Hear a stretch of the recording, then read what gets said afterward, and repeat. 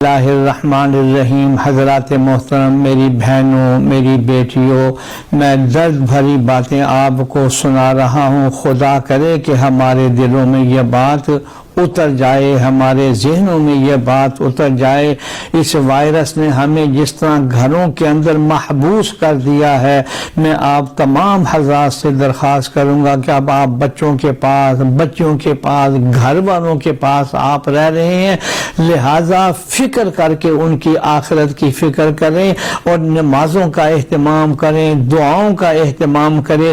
مجھے جناب رسول اللہ صلی اللہ علیہ وسلم کی ایک حدیث یاد آئی۔ ایک صحابی آئے اور کہنے لگے، اے اللہ کے نبی، مجھے کچھ نصیحت فرما دیجئے۔ جناب رسول اللہ صلی اللہ علیہ وسلم نے اس صحابی کے سوال کے جواب میں 3 باتیں فرمائی۔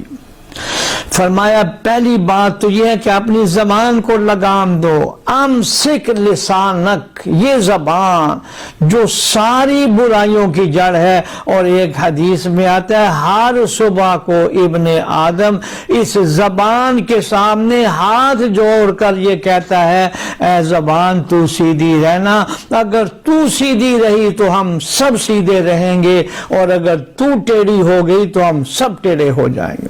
تو حضرت صلی اللہ علیہ وسلم نے 3 نصیحتیں فرمائی ہیں، یہ میں حدیث سنا رہا ہوں آپ کو۔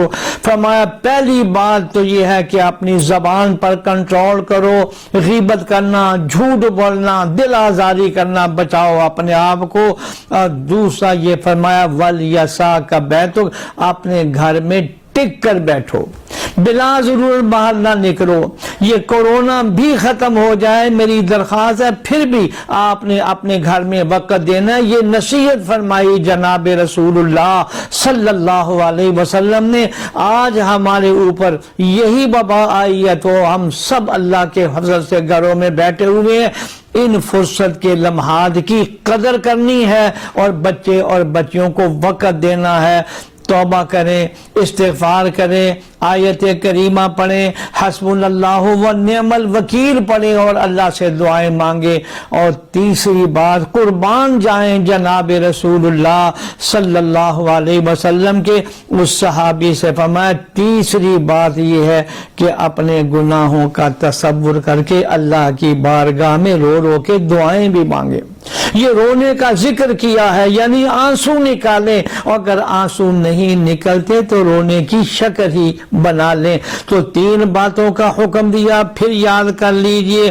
فرمایا کہ اپنی زبان کو لگام دو، گھر میں ٹک کر بیٹھو، اور دوسرا یہ ہے کہ اپنے گناہوں پر رو اور اپنے بچے اور بچیوں کو وقت دو۔ یا اللہ ہمیں قدر کرنے کی، معافی مانگنے کی اللہ جی ہمیں توفیق عطا فرما، آمین یا رب العالمین۔